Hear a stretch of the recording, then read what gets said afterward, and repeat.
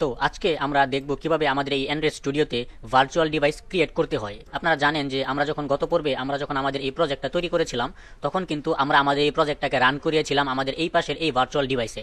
এখন অনেকের অ্যান্ড্রয়েড স্টুডিওতে এই ভার্চুয়াল ডিভাইসটা সেট আপ করা থাকে না বা প্রপারলি সেট আপ হয় না। তো তারা কিভাবে অ্যান্ড্রয়েড স্টুডিওতে এই ভার্চুয়াল ডিভাইসটা সেট আপ করবেন এবং আপনার যে প্রজেক্টটা আছে, আপনি যে প্রজেক্টে কাজ করতেছেন, ডিজাইন করতেছেন, বিভিন্ন ধরনের কোড করতেছেন, তো এটা কতটুকু কি হলো সেটাকে রান করে দেখার জন্যই মূলত এই ভার্চুয়াল ডিভাইসের প্রয়োজন হয়। তো অনেকেই অ্যান্ড্রয়েড স্টুডিওতে ভার্চুয়াল ডিভাইসটা প্রপারলি সেট আপ করতে পারেন না। তো আজকে এই জন্যই আমি আপনাদেরকে দেখাবো কিভাবে আপনাদের এই অ্যান্ড্রয়েড স্টুডিওতে আপনারা ভার্চুয়াল ডিভাইস সেট আপ করবেন। তো দেখতে পাচ্ছেন আমার কিন্তু অলরেডি অ্যান্ড্রয়েড স্টুডিওতে একটা ভার্চুয়াল ডিভাইস সেট আপ করা আছে, যেটার নাম হচ্ছে মিডিয়াম ফোন API 35। এটা হচ্ছে আমার এই ভার্চুয়াল ডিভাইসের নাম।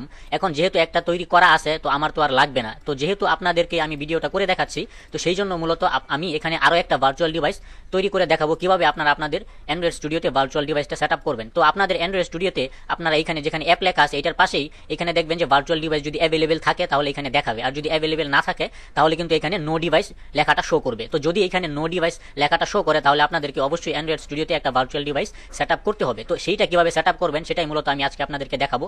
তো আমার এখানে ভার্চুয়াল ডিভাইসটা রানিং আছে, তো আমি এটাকে এখান থেকে কেটে দিচ্ছি। আমি একদম শুরু থেকে আপনাদেরকে দেখানোর চেষ্টা করব। আপনারা এখান থেকে উপরে এখান থেকে আপনারা যাবেন টোলসে যাওয়ার পর আপনারা এখান থেকে ডিভাইস ম্যানেজারে যাবেন। ডিভাইস ম্যানেজারে যাওয়ার পর এইখানে দেখতে পাচ্ছেন আমার মিডিয়াম ফোন API 35 যেটা, এটা আমার ভার্চুয়াল ডিভাইস ক্রিয়েট করা আছে। যদি আপনাদের এরকম কোনো কিছু না দেখায়, এখানে একদম ব্ল্যাঙ্ক থাকে, তাহলে বুঝবেন যে আপনাদেরকে এখানে ভার্চুয়াল ডিভাইস ক্রিয়েট করতে হবে। তো আমার যেহেতু একটা ক্রিয়েট করা আছে তো আমি আরেকটা আপনাদেরকে ক্রিয়েট করে দেখাচ্ছি।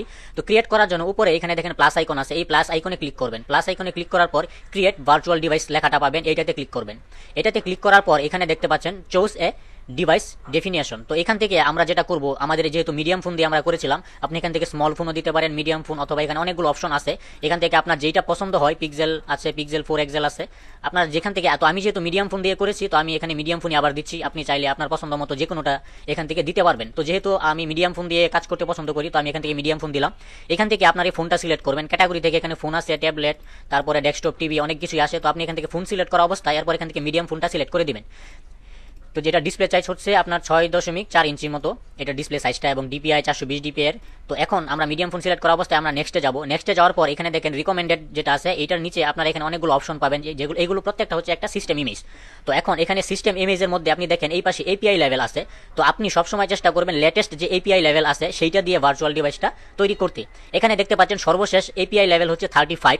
তো আমার এইটা দিয়েই আমার একটা ভার্চুয়াল ডিভাইস অলরেডি তৈরি করা আছে। এখন আপনাদের এখানে যেটা দেখাবে, এখানে দেখতে পাচ্ছেন এই সবগুলো কিন্তু লেখা বা নামগুলো কিন্তু ঘোলাটে দেখাচ্ছে, শুধুমাত্র আমার এই লেখাটাই কিন্তু একটু ভালোভাবে পরিষ্কারভাবে দেখা যাচ্ছে। এর কারণ হচ্ছে এই প্রত্যেকটা সিস্টেম ইমেজ আমার ডাউনলোড করা নেই, শুধুমাত্র এই ভ্যানিলা ক্রিম যেটা আমার এই সিস্টেম ইমেজটাই কিন্তু ডাউনলোড করা আছে, এই জন্য এটা অ্যাভেলেবেল দেখাচ্ছে। এখন আপনাদের এখানে যদি কোনো সিস্টেম ইমেজ ডাউনলোড করা থাকে তাহলে সেইটা আপনার এরকম অ্যাভেলেবেল দেখাবে। যদি অ্যাভেলেবেল দেখায় তাহলে ওইটা সিলেক্ট করার সাথে সাথে আপনি এখানে নেক্সট অপশন পাবেন। এখন আমি যদি নিচে থেকে একটা সিলেক্ট করি, অথবা এখান থেকে আমি যদি এইটা সিলেক্ট করি যেটা 35 লেভেলের, এটা API লেভেল 35, এটা যদি সিলেক্ট করি তাহলে এখানে দেখতে পাচ্ছেন আমার কিন্তু এখানে নেক্সট অপশনটা অ্যাভেলেবেল আসতেছে না, কেননা আমার এই সিস্টেম ইমেজটা ডাউনলোড করা নাই। পাশেই দেখতে পাচ্ছেন ডাউনলোড অপশন আছে। আপনি যদি এইখানে কোনোটা অ্যাভেলেবেল না থাকে তাহলে সর্বশেষ যে লেটেস্ট API লেভেলের যে সিস্টেম ইমেজটা আছে আপনি সেইটা সিলেক্ট করবেন। সিলেক্ট করে, যেমন আমার এটা অলরেডি ডাউনলোড করা আছে এই জন্য এরকম দেখাচ্ছে। তো আমি যদি এখন নিচেরটা ডাউনলোড করি, নিচেরটা ডাউনলোড করতে গেলে আমাকে এইটার পাশে দেখেন ডাউনলোড অপশন আছে। আপনাকে কি করতে হবে, যেহেতু আমি এটা দিয়ে অলরেডি ভার্চুয়াল ডিভাইস তৈরি করেছি, এখন আমি যদি চাই আমার দ্বিতীয় ভার্চুয়াল ডিভাইস যেটা সেইটা আমি এই নিচেরটা দিয়ে তৈরি করব, তাহলে আমাকে এখানে নেক্সট অপশনটা আগে অ্যাভেলেবেল করতে হবে। তো এই নেক্সট অপশন অ্যাভেলেবেল করার জন্য এই পাশে নামের পাশে দেখেন ডাউনলোড বাটন আছে, এইটাতে ক্লিক করবেন। ক্লিক করার পর এখানে দেখেন স্টার্টিং ডাউনলোড লেখা আসছে। এখন আমাকে এই সিস্টেম ইমেজটা পুরোপুরিভাবে আগে ডাউনলোড করতে হবে। ডাউনলোড করার পরে আমার এখানে এই নিচে এই নেক্সট অপশনটা ভিজিবল হবে, তাছাড়া আমার এই নেক্সট অপশনটা অ্যাভেলেবেল হবে না। তো এইখানে এই সিস্টেম ইমেজটা প্রায় 1.5 GB থেকে 2 GB সাইজের হয়। তো আপনাকে এখানে অনেকটুকু সময় অপেক্ষা করতে হবে এই পুরো সিস্টেম ইমেজটাকে ডাউনলোড করার জন্য। তো এরপর আপনি এখানে দেখতে পাচ্ছেন স্টার্টিং ডাউনলোড, এটা 1.4 GB দেখাচ্ছে, অর্থাৎ প্রায় 1.5 GB মতো সাইজ। এই পুরাটা আগে ডাউনলোড হবে, এরপর আপনি এখানে নেক্সট করতে পারবেন। তো এখানে যেহেতু অনেকটা সময় লাগবে আপনাদের, তো আপনারা এখানে কিছুটা সময় অপেক্ষা করবেন। এটা পুরোপুরিভাবে ডাউনলোড হয়ে যাওয়ার পর আপনার এখানে নেক্সট অপশনটা অ্যাভেলেবেল হবে। তো এরপর যখন নেক্সট অপশন অ্যাভেলেবেল হবে, আমি আপনাদেরকে দেখাই, নেক্সট অপশন যখন অ্যাভেলেবেল হবে তখন আপনার এখানে আমারটা যেরকম ভ্যানিলা ক্রিম অ্যাভেলেবেল দেখাচ্ছে এবং এটাতে ক্লিক করলে নেক্সট করা যাচ্ছে, তেমনি যখন এই ফাইলটাও ডাউনলোড হয়ে যাবে এরপর আপনি এটা সিলেক্ট করা অবস্থায় এখান থেকে নেক্সট করতে পারবেন। তো আমি আপনাদেরকে দেখাচ্ছি, ধরে নেন যে এটাই আমরা ডাউনলোড করেছি। তো যেহেতু ডাউনলোড করেছি এখন আমাদের নেক্সট অপশনে যাওয়ার সুযোগ দিয়েছে। তারপর আমরা এখান থেকে নেক্সটে ক্লিক করবো। নেক্সটে ক্লিক করার পর এখানে আপনি আপনার এখানে ডিভাইসের যে কোনো একটা নাম আপনি দিতে পারবেন। তো আমার যেহেতু অলরেডি মিডিয়াম ফোন এপিআই 35 দেওয়া আছে এবং এটা এই জন্য মিডিয়াম ফোন এপিআই 35 দেখাচ্ছে, কারণ এটা হচ্ছে আমার দ্বিতীয় ভার্চুয়াল ডিভাইস। তো আপনি এখানে আপনার পছন্দ মতো নাম দিতে পারবেন, কোনো সমস্যা নাই। এখানে জাস্ট আপনি আপনার নামটা দিয়ে বা পছন্দ মতো নাম দিয়ে জাস্ট এখান থেকে ফিনিশ করে দিবেন। ফিনিশ করে দিলেই কিন্তু আপনার এই ভার্চুয়াল ডিভাইসটা তৈরি হয়ে যাবে। এরপর আপনার এই ভার্চুয়াল ডিভাইসটা আপনি এইখানে দেখতে পারবেন। এখানে ডিভাইস ম্যানেজারে গেলে আমরা যদি এখান থেকে এটা কেটে দিয়ে আবারও যদি আমরা এখান থেকে টোলসে যাই, টোলস থেকে আবার যদি আমরা ডিভাইস ম্যানেজারে যাই, তাহলে কিন্তু আমরা আমাদের এই ভার্চুয়াল ডিভাইসগুলো লিস্ট এখানে দেখতে পারবো। তো আপনারটা যদি তৈরি হয়ে থাকে তাহলে এখানে আসবে, এরপর আপনি এখান থেকে রান করতে পারবেন। এরপর দেখবেন যে আপনার যেখানে নো ডিভাইস লেখা ছিল সেখানেও আপনার এই ভার্চুয়াল ডিভাইসের নামটা চলে আসছে।